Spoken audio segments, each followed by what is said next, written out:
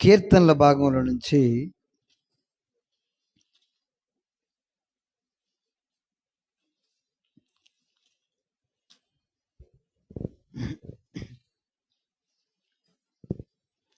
నూట 4వ దావీదు కీర్తన.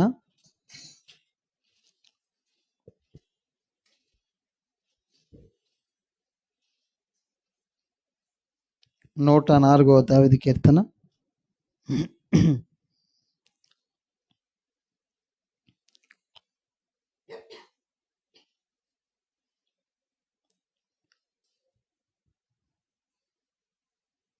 ఏడవ వచనం నుంచి మనం కొన్ని వచనాలు ధ్యానం చేద్దామండి. నీవు గద్దెంపగానే అవి పారిపోయాను, నీ ఉరుము శబ్దము విని అవి త్వరగా పారిపోయాను. నీవు వాటిని పోవుటకై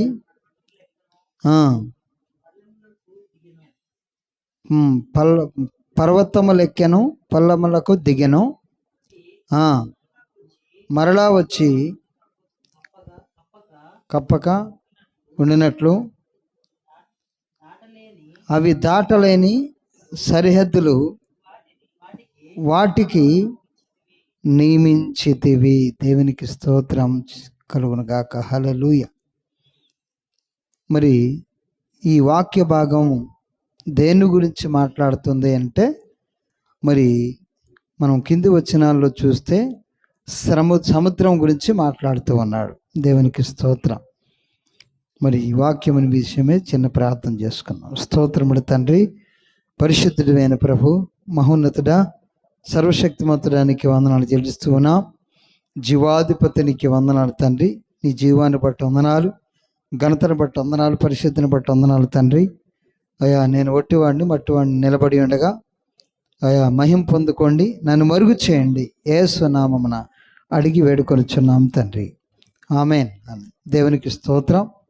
ఇక్కడ భూమిని, ఆకాశమును, ఆకాశ నక్షత్రములను, అదేవిధంగా భూమి మీద ఉన్నటువంటి జలచరములను, పశువులను, పురుగులను, వివిధ జలరాశు వివిధ పక్షులను, మానవులన్నిటినీ తయారు చేసిన వాడు సర్వశక్తిమంతుడైనటువంటి దేవుడు. దేవునికి స్తోత్రం. అయితే ఈ బైబిల్ గ్రంథము మన కోసమే తయారు చేయబడి దేవుని మాట ద్వారా భక్తులతోటి రాపించి మన కోసమే ఈ బైబిల్ గ్రంథాన్ని దేవుడు మరి రాపించి ఉన్నాడు, సృష్టించి ఉన్నాడు. దేవునికి స్తోత్రం. ఈ బైబిలు మరి పశువులకు అర్థమైద్దండి, పక్షులకు అర్థమైద్దా, జంతువులకు అర్థమైద్దా, పురుగులకు అర్థమైద్దా? నీటిలో కోటాను కోట్ల జీవరాశులు ఉన్నాయట సముద్రములో. ఆ యొక్క జలచరములు అంటే నీటిలో నివాసం ఉండేటువంటి జంతువులకి బైబిల్ గ్రంథం అర్థమైద్దా? అర్థం కాదండి. ఈ బైబిల్ గ్రంథము ప్రత్యేకించి దేవుడు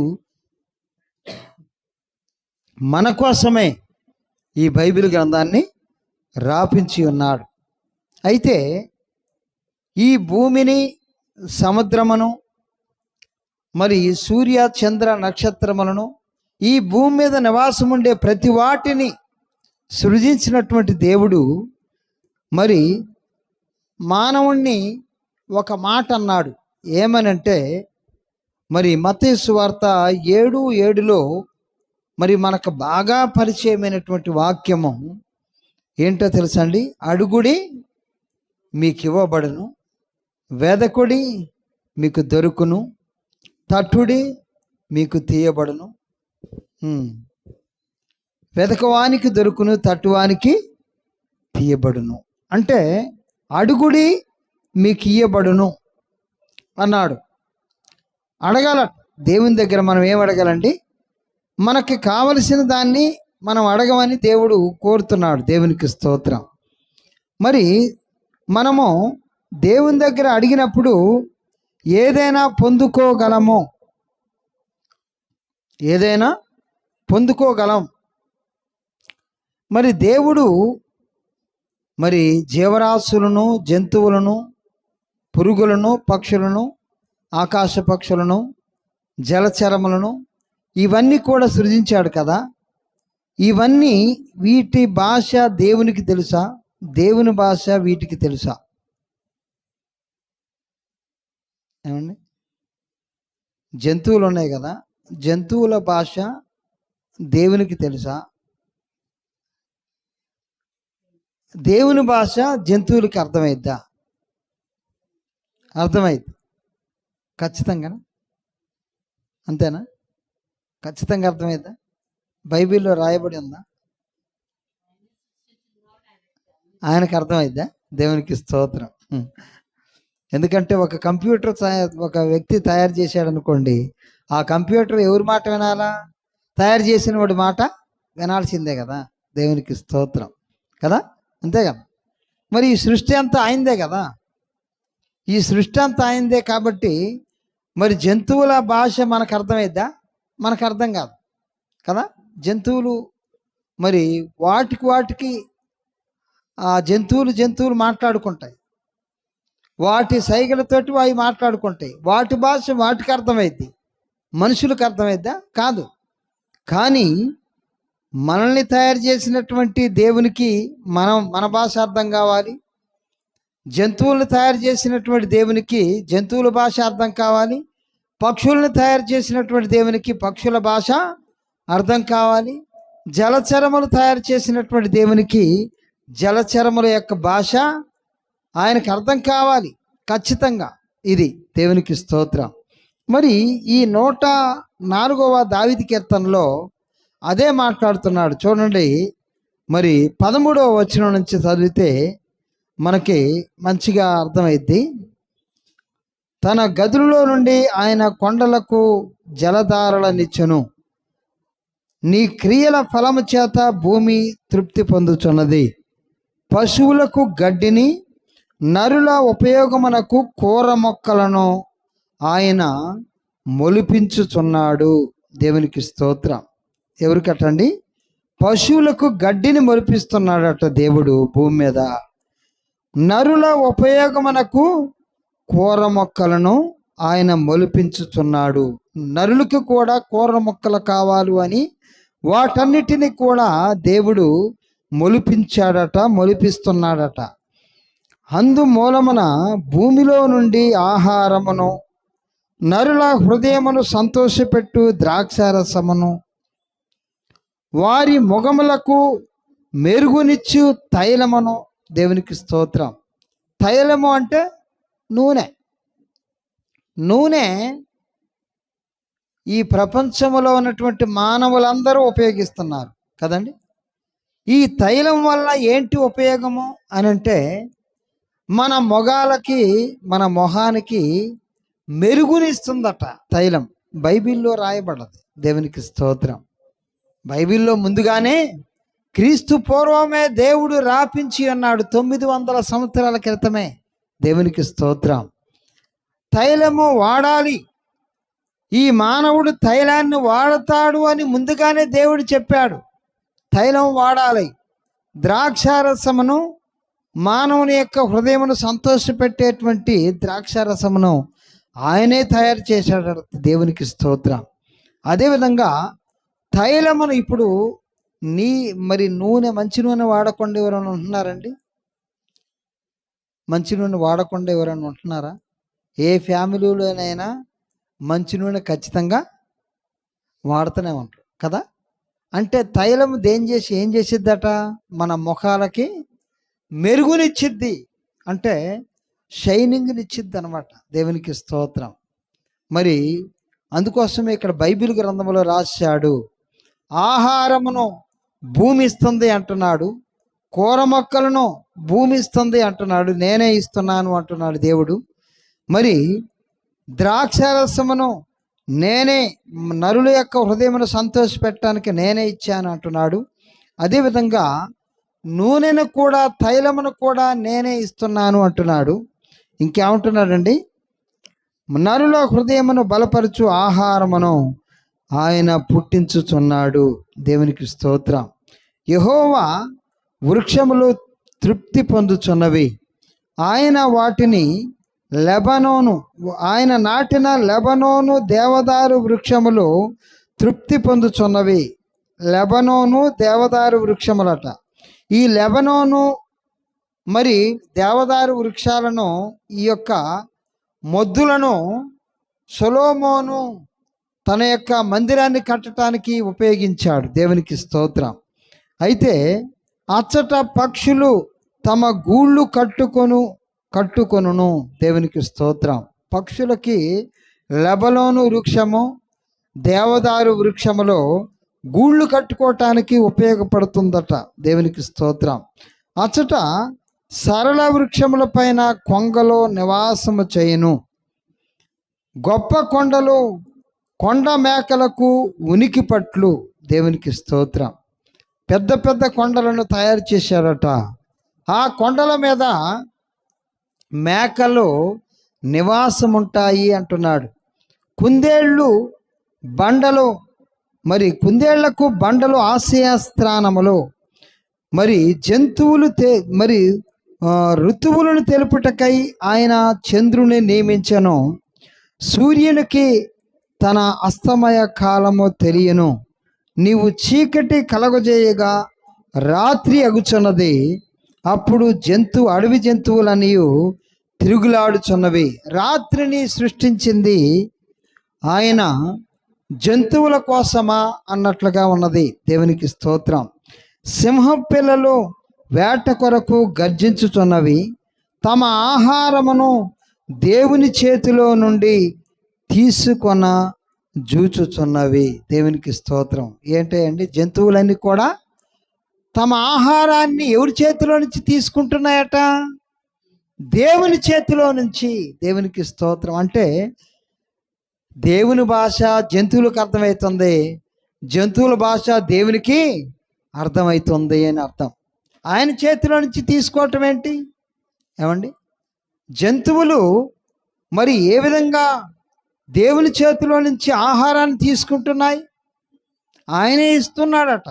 బైబిల్లో రాయబడ్డటువంటి ప్రతి మాట కూడా సత్యమే అండి. దేవునికి స్తోత్రం. అబద్ధము కాదు, ఇది పురాణం కాదు, ఏదో రాసింది కాదు. దేవునికి స్తోత్రము కలుగును గాక. ఈరోజు ప్రపంచంలో తైలము, నూనె వాడని ఒక కుటుంబం ఉన్నదా అండి? ఎక్కడ? ఈ ప్రపంచంలో ఎక్కడ లేదు. తైలం వాడబడిద్ది అని బైబిల్ గ్రంథం చెప్తూ ఉన్నది. ఇది సత్యం, ఇది జరుగుతూ ఉన్నది ఇప్పుడు. దేవునికి స్తోత్రం. అదేవిధంగా జంతువులు కూడా దేవుని చేతిలో నుంచి ఆహారాన్ని తీసుకుంటున్నాయట. ఎంత గొప్ప విషయం అండి కదా. దేవుడు తన గ్రంథములో రాపించి అన్నాడు, నేనే నా చేతిలో నుంచి వాటికి ఆహారాన్ని ఇస్తున్నాను అని చెప్తూ ఉన్నాడు దేవుడు. దేవునికి స్తోత్రం.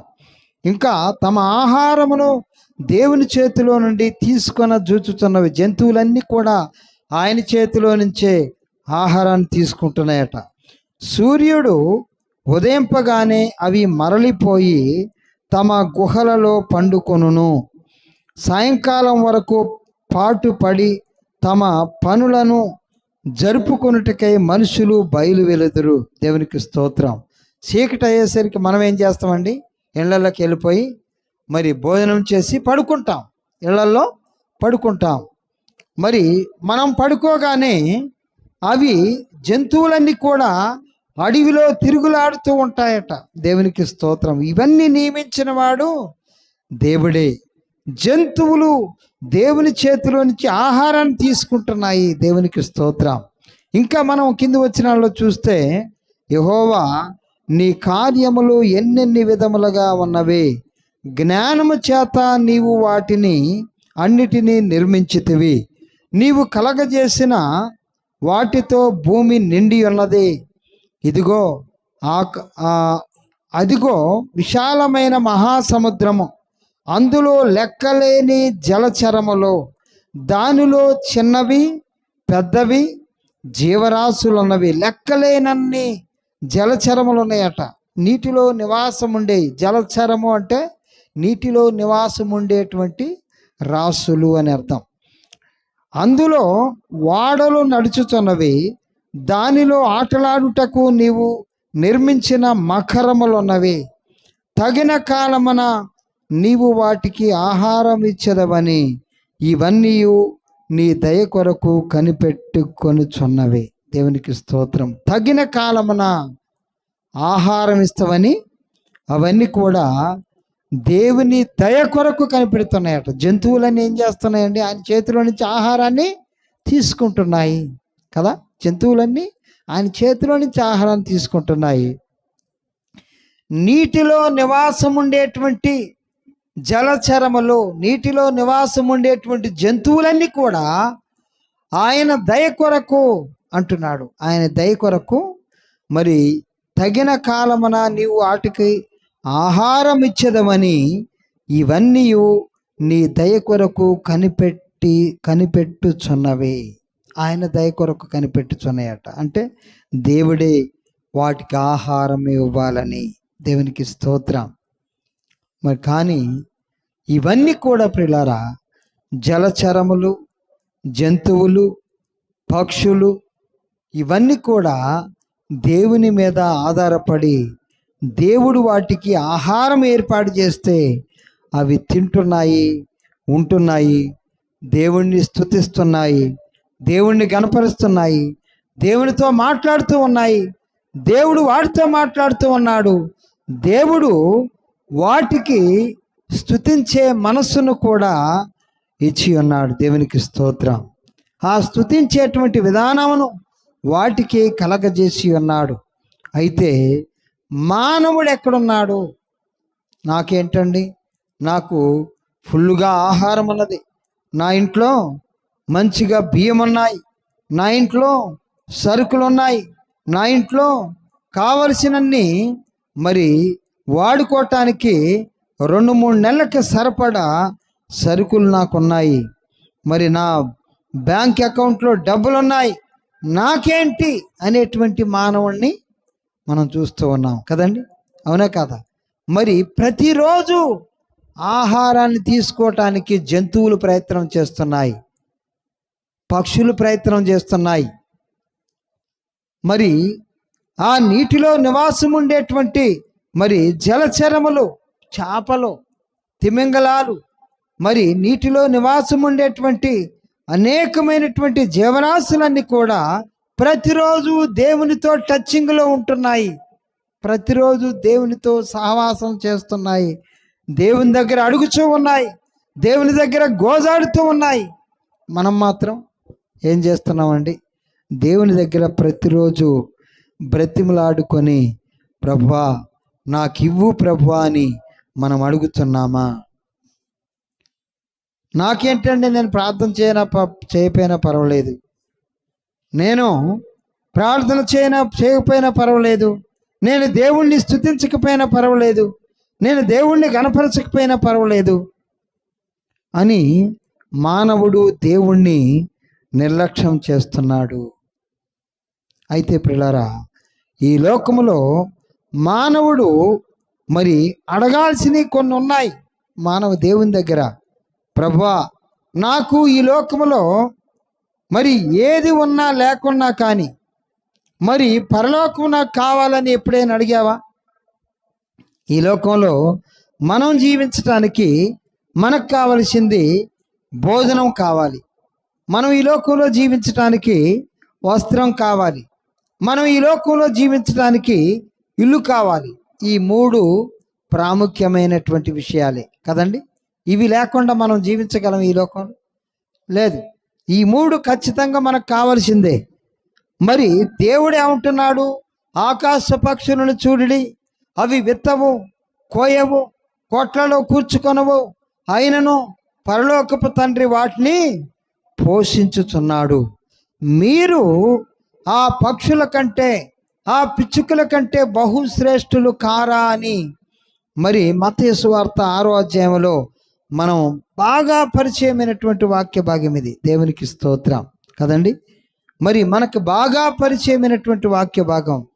మరి ఆకాశ పక్షుల్ని చూడండి, అవి విత్తవు అంటే విత్తనాన్ని వేయవు, కొయ్యవు, కొట్లలో కూర్చుకొనవు, అయినను పరలోకపు తండ్రి వాటిని పోషించుచున్నాడు.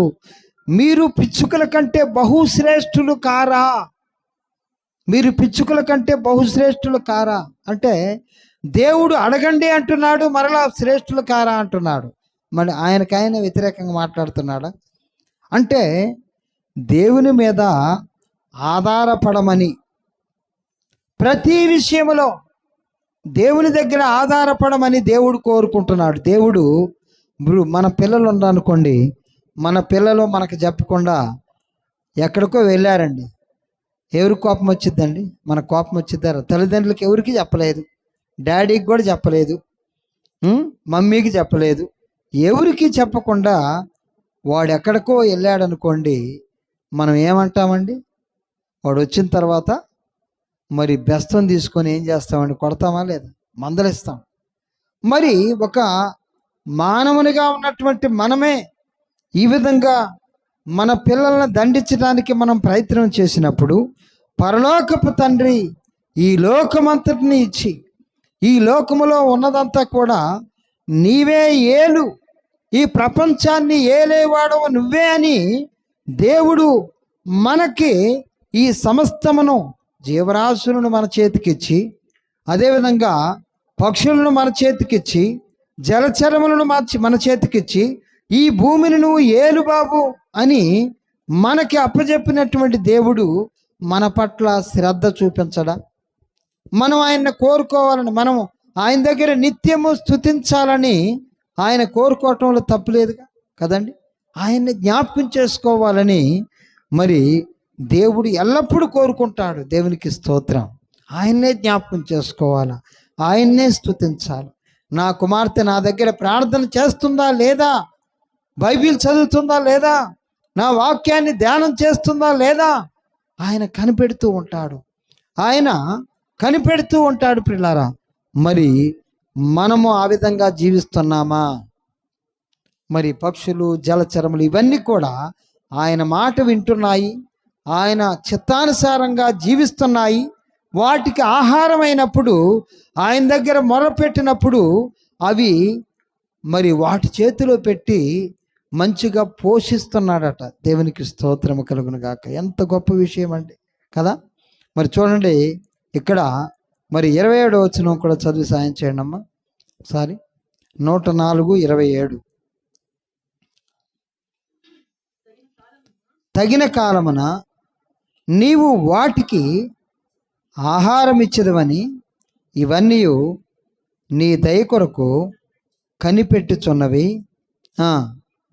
నీవు వాటికి పెట్టునవి అవి కూర్చుకొనును. నీ గుప్పిలి విప్పగా అవి మంచి వాటిని తిని తృప్తి పరచబడును. దేవునికి స్తోత్రం. హల్లెలూయా. తృప్తి పరచబడుతున్నాయట అంటే దేవుడే వాటికి ఆహారం పెడుతున్నాడు, దేవుడే వాటికి ఆహారాన్ని ఇస్తున్నాడు.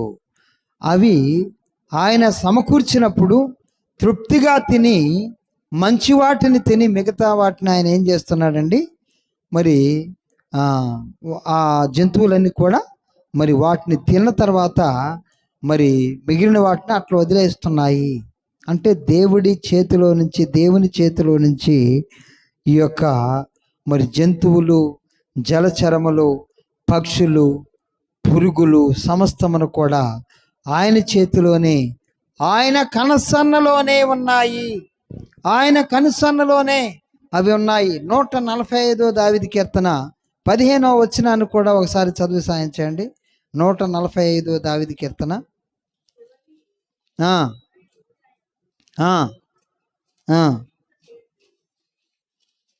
145 దావీదు కీర్తన అండి. కీర్తనల భాగం 145:15. సర్వజీవుల కన్నులు నీ వైపు చూచుచున్నవి. దేవుని వైపు చూస్తున్నాయట. జీవుల కన్నులన్నీ కూడా నీ వైపు చూచుచున్నవి. తగిన కాలమందు నీవు వాటికి ఆహారం ఇచ్చెదవు. నీవు నీ గుప్పిలిని విప్పి ప్రతి జీవి కోరికను తృప్తిపరుచుచున్నావు. యెహోవా తన మార్గములన్నిటిలో నీతి గలవాడు, కృప చూపువాడు, తనకు మొర్రపెట్టు వారికి అందరికీ తనకు నిజముగా మొర్రపెట్టు వారికి అందరికీ యెహోవా సమీపముగా ఉన్నాడు. దేవునికి స్తోత్రం. చాలండి. నిజముగా మొర్ర పెడితేనట, నిజముగా ప్రార్థన చేస్తే, అంటే అబద్ధపు ప్రార్థన కూడా ఉందని అర్థం. నిజంగా ప్రార్థన చేయటం, నిజముగా మొర్ర పెడితే దేవుని దగ్గర, అంటే జంతువుల గురించి చెప్పి మానవునికి బోధిస్తున్నాడు. జంతువుల గురించి చెప్పాడు. జంతువులను చూసి మీరు జ్ఞానం తెచ్చుకోండి, బుద్ధి తెచ్చుకోండి అని అర్థం. దేవునికి స్తోత్రం. సర్వజీవుల కన్నులు నీ వైపు చూచుచున్నవి. జీవులన్నీ కూడా ఆయన వైపు చూస్తుంది. చూడండి ఎవరు అంటే మానవుడు ఒక్కడే తెలివి కలిగినవాడు, జ్ఞానం కలిగినవాడు, వివేకం కలిగినవాడు. మానవుడు ఒక్కడే దేవుణ్ణి చూడలా. జీవులన్నీ కూడా ఆయన్ని చూస్తున్నాయట. తగిన కాలమందు నీవు వాటికి ఆహారం ఇచ్చదువు. తగిన కాలం నీవు నీ గుప్పిలిని విప్పి ప్రతి జీవి కోరికను తృప్తిపరచుచున్నావు. నీ గుప్పిలిని విప్పుతున్నావు, వాటిని తృప్తిపరచున్నావు అని చెప్పిన తర్వాత, యెహోవా తన మార్గములన్నిటిలో నీతి గలవాడు, తన క్రియలన్నిటిలో కృప చూపువాడు. ఆయన నీతి కలిగిన వాడు, కృప చూపించేవాడు.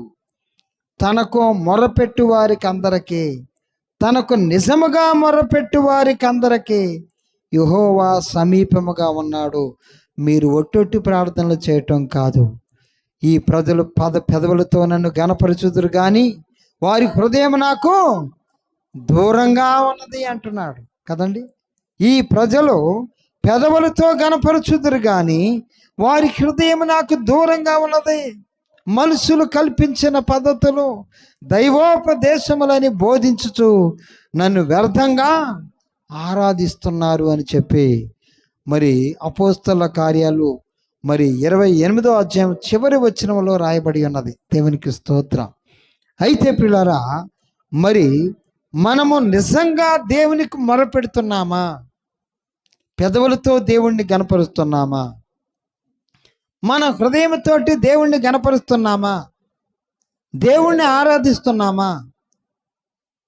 మరి మన పెదవులతోటి మాత్రమే దేవుణ్ణి ఆరాధిస్తున్నామా? ఇక్కడ ఏమంటున్నాడంటే, మరి జంతువులు, పశువులు, పక్షులు సమస్తమును కూడా, జలచరములన్నీ కూడా నా చేతిలో నింతే తీసుకుంటున్నాయి, నా మీద ఆధారపడుతున్నాయి. ఆ జీవులన్నీ నన్నే చూస్తున్నాయి. మీరు మాత్రం నన్ను చూడట్లేదు, నా దగ్గర ప్రార్థన చేయట్లేదు, నాకు దూరంగా ఉంటున్నారు, నా బైబిల్ చదవట్లేదు, నేను మీకు ఆజ్ఞాపించినటువంటి ధర్మశాస్త్రాన్ని అధ్యయనం చేయట్లేదు, బైబిల్ గ్రంథాన్ని మీరు పఠించట్లేదు. నా వైపు మీరు చూడాలని మరి దేవుడు కోరుకుంటున్నాడు. దేవునికి స్తోత్రం. మనమంటే ఆయనకి ప్రేమ. ఎందుకు ఆ ప్రేమ అండి? తన స్వరూపమందు తన పోలికలో మనల్ని సృష్టించి ఉన్నాడు. మనమందరం కూడా ఎవరి పోలిక అండి? ఆయన పోలిక. దేవునికి స్తోత్రం. ఆయన పోలికలో మనం ఉన్నాం. కాబట్టి దేవుడు మరి జంతువుల్ని, మరి పశువుల్ని, మరి అన్నిటిని ప్రేమిస్తున్నాడు. లోకమును దేవుడు ఎంతో ప్రేమించను అని రాయబడి ఉన్నది. అన్నిటినీ ప్రేమిస్తున్నాడు, కానీ అన్నిటికంటే ఎక్కువగా మానవుణ్ణే దేవుడు ప్రేమిస్తున్నాడు, ఎక్కువగా ప్రేమిస్తున్నాడు. బహుశ్రేష్ఠులు కారా, మీరు శ్రేష్టమైన వారు కారా అంటున్నాడు. మనమే శ్రేష్ఠులం. ఈ శ్రేష్టమైనటువంటి వారముగా మనము ఆయన్ని నిజముగా ఆరాధించాలి, ఆయనకి నిజముగా మొర్ర పెట్టాలి. దేవునికి స్తోత్రం. ఈ జంతువులు, పశువులు, పక్షులు ఇవన్నీ కూడా మన కోసమే దేవుడు తయారు చేశాడు. మనం వాటిని యూజ్ చేసుకోవటం కోసమే ఆయన తయారు చేసి ఉన్నాడు. మరి ఇంకొక విషయం అయితే ఏంటో తెలుసా అండి? ఆయన ఆరాధన చేసి ఆయన్ని స్తుతిస్తున్నటువంటి కోటాను కోట్ల దేవుని దూతలు ఉన్నారు చూడండి. వారిని కూడా మనకి పరిచర్య చేయటం కోసమే దేవుడు తయారు చేశారట. దేవునికి స్తోత్రం. మనకు పరిచర్య చేయటం కోసమే ఆ యొక్క దేవుని దూతలన్నీ కూడా ఉన్నాయి. దేవునికి స్తోత్రం. మనకు పరిచర్య చేయటం కోసమేనట. చూడండి, హెబ్రీలకు రాసినటువంటి పత్రికలో ఆ మాట రాయబడి ఉన్నది. Hebrew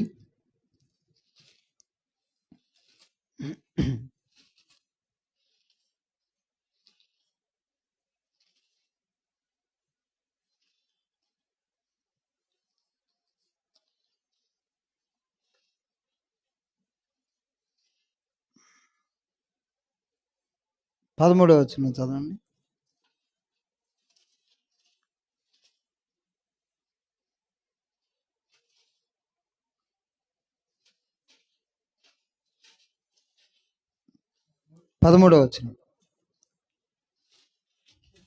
Hebrew 1:13.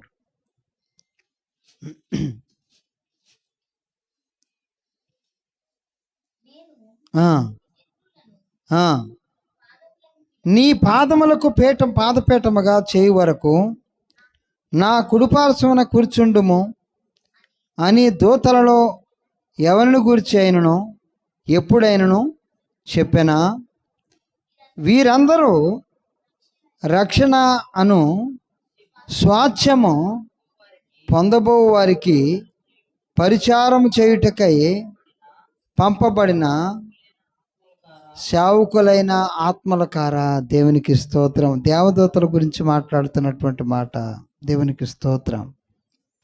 మరి 11వ వచనం చదవమ్మా.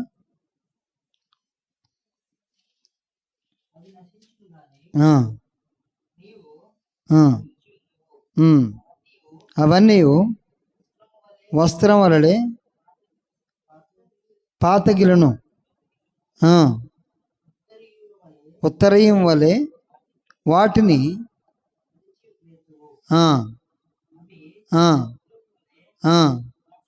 మార్చబండు కానీ నీవు ఏకరీతిగానే ఉన్నావు,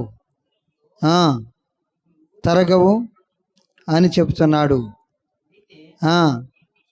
నేను నీ శత్రువులను నీ పాదములకు పాతపీఠముగా చేయి వరకు నా కుడిపార్శ్వన కూర్చుండము అని దూతలతో, అంటే కుడిపార్శ్వన కూర్చోమని దూతలతో ఎప్పుడు చెప్పలేదట, కుమారుడితోటి చెప్తున్నాడు.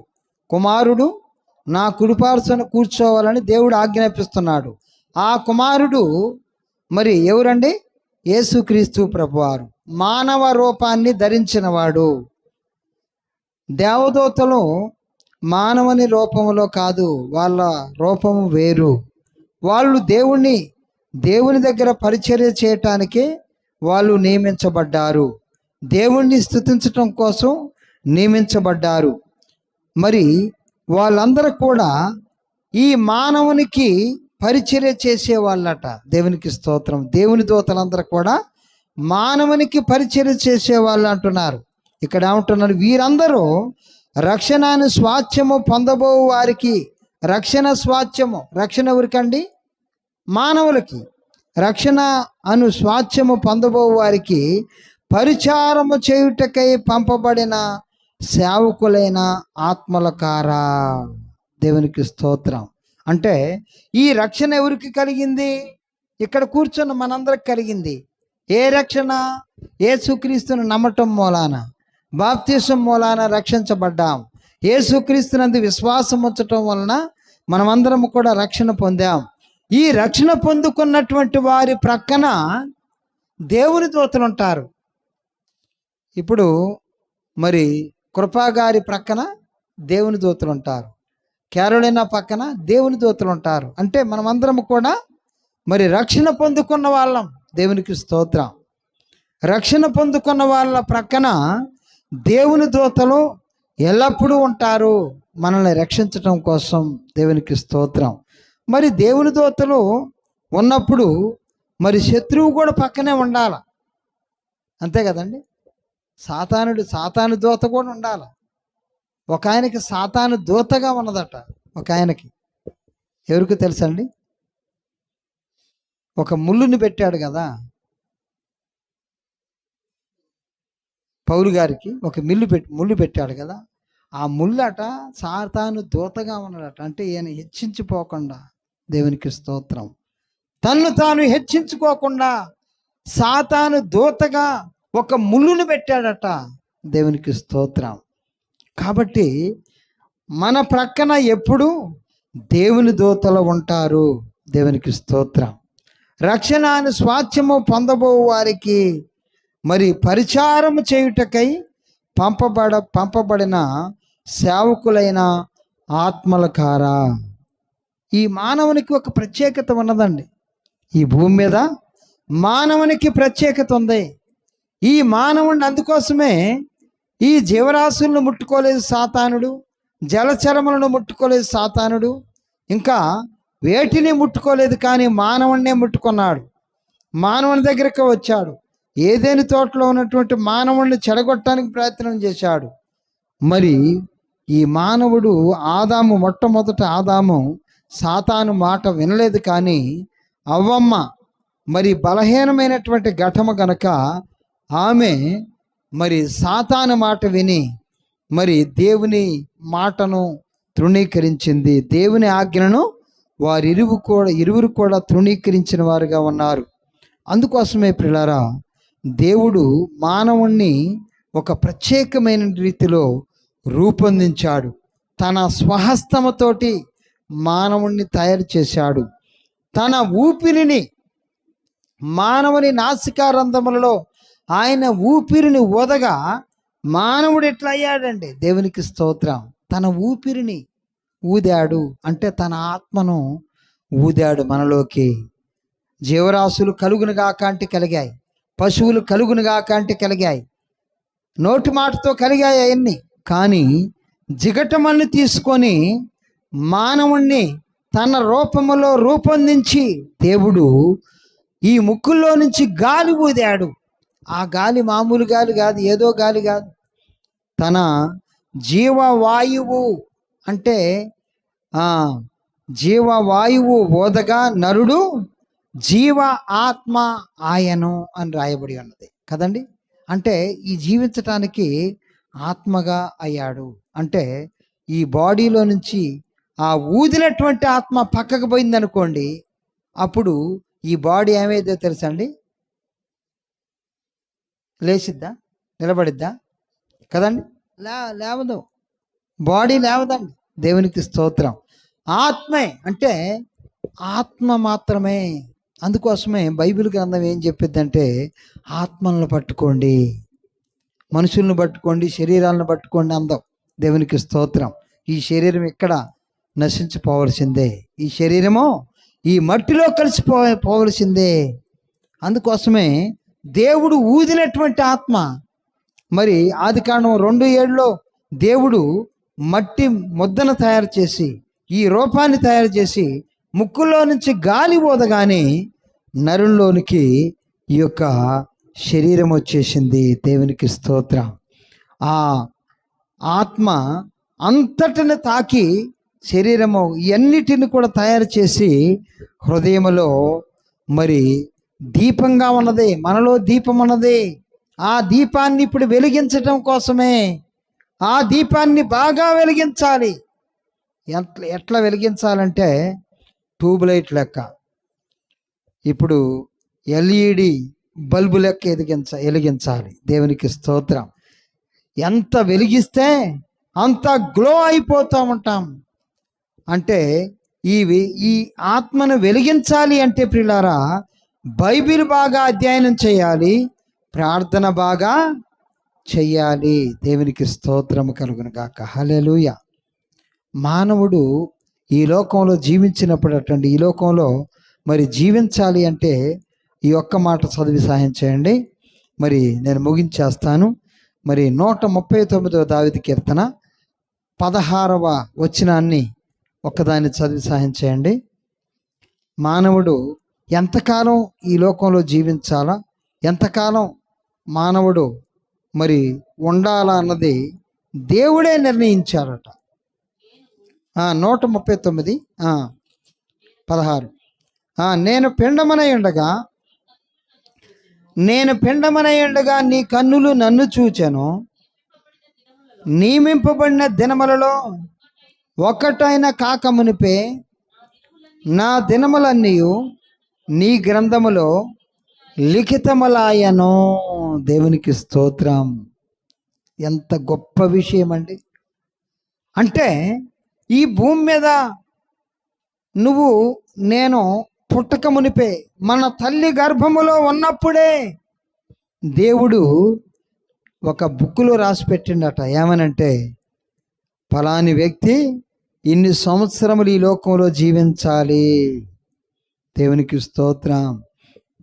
నియమింపబడిన దినములలో ఒకటైన కాకమునిపే నా దినములన్నీ నీ గ్రంథములో లిఖితములాయను. అంటే మన మరణము ఎప్పుడో, మన పుట్టుక ఎప్పుడో దేవుడు ఆల్రెడీ నిర్ణయించి ఉన్నాడు.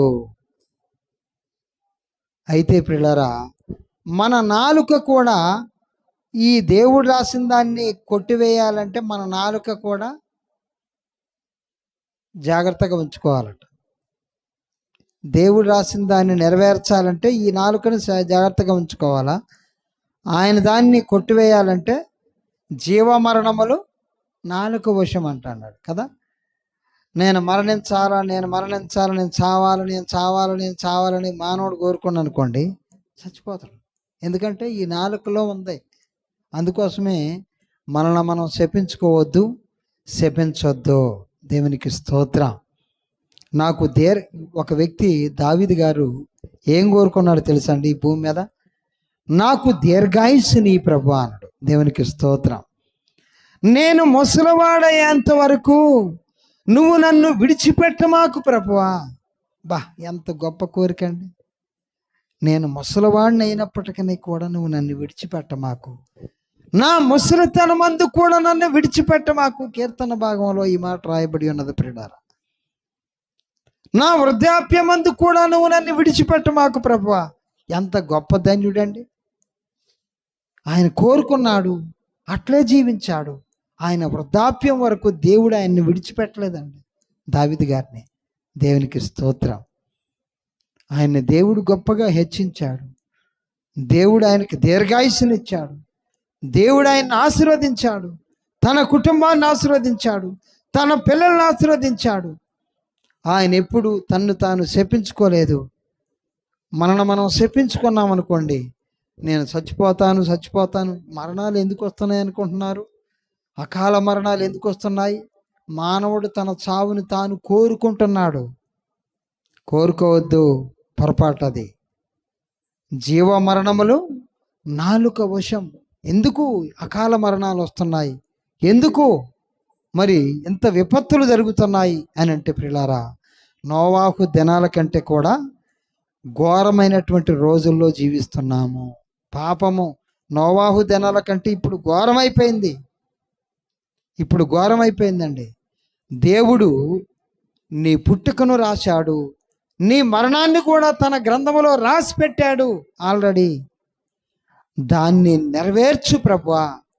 నేను ఎంతకాలం ఈ భూలోకంలో జీవించాలనో, నేను ఎంతకాలం నిన్ను స్తుతించాలనో, ఈ భూమి మీద ఉన్నంతకాలం నేను స్తుతించే భాగ్యాన్ని నాకు కలిగించు ప్రభువా. భక్తుడు కోరుకోవాల్సింది ఇదే. దేవునికి స్తోత్రం. నేను ఈ భూమి మీద ప్రాణముతో ఉన్నంతకాలం నిన్ను స్తుతించాల్సిందే ప్రభువా, నిన్ను గణపరచాల్సిందే ప్రభువా అని ఖచ్చితంగా కోరుకోవాల్సిందండి. ప్రతి భక్తుడు కోరుకోవాల్సింది ఇదే. మనం జీవించినంతకాలం, ఈ యొక్క బాడీలో ప్రాణం ఉన్నంతకాలం, ఈ బాడీలో తన పెట్టినటువంటి ఆత్మ ఉన్నంతకాలం ఆయన్ని మనం స్తుతించాలని మనం కోరుకోవాలి. దేవునికి స్తోత్రం. ఆయనే నిర్ణయిస్తాడు. ఆయనే ఎప్పుడు చనిపోవాలని అప్పుడే నిర్ణయిస్తాడు.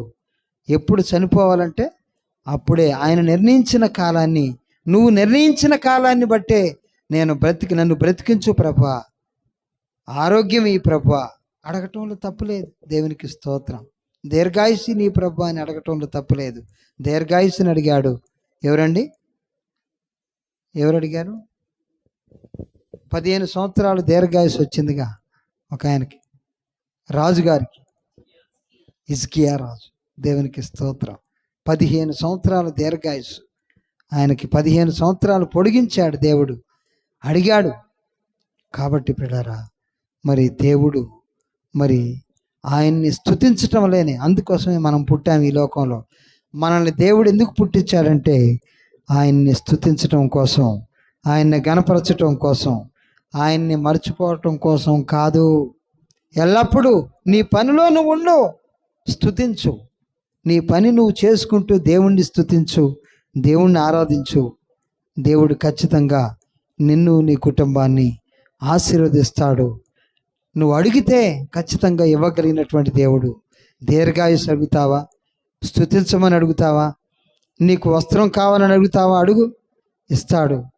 మరి భోజనం ఇస్తాడు, ఇల్లునిస్తాడు, నీకు కావలసిందంతా ఇచ్చేటువంటి దేవుడై అన్నాడు. కాకుండా ఆయనకి ఇష్టమైనటువంటి పాత్రగా, నాకు ఇష్టమైనటువంటి పాత్ర, ఈ పాత్ర ఇంకా నా మహిమ కోసం ఉంచాలి, ఇతన్ని నా మహిమ కోసం ఉంచాలి అని దేవుడు కోరుకోవాలి. అప్పుడు ఖచ్చితంగా దేవుని దూత నీకు కాపుదల ఉంటుంది. దేవుని దూతతో మరి దేవుని దూత నిన్ను ఆదరిస్తుంది. సాతానుడు మనకు దూరంగా ఉంటాడు. ఆయన కృప నిన్ను ఎల్లప్పుడూ, నిన్ను, నన్ను, మనలందరినీ కూడా ఎల్లప్పుడూ ఆవరిస్తుంది. అలాంటి కృప దేవుడు నీకు, నాకు, మనందరికి అనుగ్రహించును గాక. Amen, amen, amen. ప్రార్థన చేసుకుందామండి. ప్రభు వైపు చూద్దాం. స్తోత్రముడు తండ్రి, పరిశుద్ధుడైన ప్రభువా, మహోన్నతుడా, సర్వశక్తిమంతుడానికి వందనాలు తండ్రి. కృపను బట్టి, దయను బట్టి, పరిశుద్ధిని బట్టి వందనాలు ప్రభువా. జ్ఞాపకం చేసుకోండి, దీవించండి, ఆశ్రయించండి తండ్రి. నీకు వందనాలు. ఆయా సంధ్యా కుటుంబాన్ని జ్ఞాపకం చేసుకోండి, దీవించండి, ఆశ్రయించండి తండ్రి. కుమారు గారిని ముట్టుకోండి ప్రభా. అయా నీకు వందనాలు. నీ కుమారుడు చేస్తున్న జాబులో, వర్కులో తోడుగా ఉండండి. ఆ బిల్లులన్నీ పాస్ అవుటకు గవర్నమెంట్ అధికారులతో మాట్లాడి నడిపించండి ప్రభా. నీకే వందనాలు చెల్లిస్తూ ఉన్నా. బిల్లులు త్వరితంగా పాస్ అవుటకు సహాయం చేసి నడిపించండి, దీవించండి తండ్రి, ఆశీర్వదించండి ప్రభా. అయా నీకే మంత్రులతో మాట్లాడండి, అధికారులతో మాట్లాడండి, పై అధికారులతో మాట్లాడి నడిపించండి తండ్రి. అయా ఇబ్బందిలో ఉన్నారు, జ్ఞాపకం చేసుకోండి. ఇరుకులో ఉన్నారు, ఇబ్బందిలో ఉన్నారు, అయా అప్పులు చేసి ఉన్నారు. నువ్వు ఎరుగుదువు నాయన, సమస్తమును ఎరిగిన ప్రభా నీకు వందనాలు. కుమారు గారిని ముట్టుకోండి ప్రభా. నీ కుమారుడు ఆత్మను పట్టుకోండి ప్రభా. నీకు వందనాలు. నీ దగ్గర ప్రార్థించి, నీ దగ్గర స్తుతించే బిడ్డగా నీ కుమారుని దీవించండి, ఆశీర్వదించండి తండ్రి. నీకు వందనాలు ప్రభా. సంధ్యాన్ని జ్ఞాపకం చేసుకోండి, చేస్తున్న ప్రార్థనలు దీవించండి. వారిరువురిని ప్రేమించి ఇచ్చినటువంటి శ్రేష్టమైనటువంటి కుమార్తెను బట్టి, కుమారుని బట్టి వందనాలు. లోకేష్ని, అక్షితాన్ని ముట్టుకోండి. నీకే వందనాలు చెల్లిస్తూ ఉన్నాం. అదేవిధంగా తండ్రి, వారి కుటుంబాన్ని దీవించండి, ఆశ్రయించండి తండ్రి. నీకే వందనాలు చెల్లిస్తూ ఉన్నాం. వారి అత్తయ్య గారిని, వాళ్ళ మామయ్య గారిని జ్ఞాపకం చేసుకోండి. మరిది గారి కుటుంబాన్ని అయా నీకే వందనాలు ప్రభా. ఆ కుటుంబాన్ని దీవించండి, ఆశ్రయించండి. జయంతి ఎగ్జామ్స్ రాస్తున్నకు దీవించండి. ఫెడ్రిక్ ఎగ్జామ్స్ రాస్తున్నకు దీవించండి. రెబకా ఎగ్జామ్స్ రాస్తున్నకు దీవించండి తండ్రి, ఆశ్రయించండి తండ్రి. నీకే మమత ఇంకా ప్రభా, బిడ్డలందరూ కూడా ఇంటర్మీడియట్ ఎగ్జామ్స్ రాస్తున్న, first year, second year exams రాస్తున్న ప్రతి బిడ్డని దీవించండి తండ్రి, ఆశీర్వదించండి తండ్రి. నీకు వందనాలు ప్రభా. కోట్లాది స్తుతులు. కృపా గారి కుటుంబాన్ని జ్ఞాపకం చేసుకోండి, దీవించండి, ఆశీర్వదించండి తండ్రి. తన భర్త గారిని దీవించండి, ఆశ్రయించండి తండ్రి. నీకే వందనాలు చెల్లిస్తూ ఉన్నాం. కనికర ప్రళానికి కోట్లాది స్తుతులు. అయా చేతి పనిని ఆశీర్వదించండి. నీ కుమార్తె షాప్ని ఎక్స్టెండ్ చేయండి ప్రభా. దీవెనలతో ప్రపంచపరి ప్రార్థన చేస్తున్న దీవెన కుమరించండి ప్రభా. అయా నీ కుమార్తె చేతి కింద ఒక 100 మంది పని వాళ్ళని ఏర్పాటు చేసి నడిపించండి. సొంత షాపు, సొంత ఇల్లుని ఏర్పాటు చేసి నడిపించండి. ఇల్లు కట్టుకోవాలని, ఇల్లు కొనాలని ఆశపడుతున్నారు. అయా మీ చిత్తమైతే ఏర్పాటు చేసి నడిపించండి, దీవించండి, ఆశ్రయించండి తండ్రి. నీకే వందనాలు చెల్లిస్తూ రాజేశ్వరి గారి కుటుంబాన్ని, తన కుమారుని దీవించండి. నీ కుమార్తెకి ఆరోగ్యమైన శక్తిని బలమని నడిపించండి తండ్రి. నీకే వందనాలు ప్రభా. అదేవిధంగా బాబి కుటుంబాన్ని జ్ఞాపకం చేసుకోండి, దీవించండి. రమ్య చుట్టూ కంచి వేయండి. జయబాబుని జ్ఞాపకం చేసుకోండి, దీవించండి, ఆశ్రయించి. స్వాతి కుటుంబాన్ని జ్ఞాపకం చేసుకోండి తండ్రి, దీవించండి, ఆయన ఆశీర్వదించండి తండ్రి. అయా అప్పుల నుంచి విడిపించండి ప్రభా. నీ కుమార్తెను జ్ఞాపకం చేసుకోండి, దీవించండి, ఆశ్రయించండి తండ్రి. నీకే వందనాలు ప్రభా. కనకర పడడానికి కోట్లాది స్తుతులు చెల్లిస్తూ ఉన్నా. జీవం కలిగినటువంటి మా తండ్రి, మా రక్షకుడానికి వందనాలు ప్రభా. కొండపల్లి సంఘమును, చెరువాన సంఘమును, వనరాజపల్లి సంఘమును, జ్ఞాపకం చేసుకోండి. యేసురాజు గారి కుటుంబాన్ని జ్ఞాపకం చేసుకోండి. శారద గారి కుటుంబాన్ని దీవించండి, ఆశ్రయించండి. నరేంద్రకి మ్యారేజ్ విషయమే జ్ఞాపకం చేసుకుని మా అమ్మాయిని ఏర్పాటు చేసి నడిపించండి, దీవించండి, ఆశీర్వదించండి తండ్రి. సాయిని కూడా జ్ఞాపకం చేసుకోండి, దీవించండి, ఆశ్రయించండి తండ్రి. నీకు వందనాలు ప్రభా. కనికరములు చూపించండి, దయ చూపించండి, నడిపించమని ప్రభా నీకు వందనాలు చెల్లిస్తూ ఉన్నాం.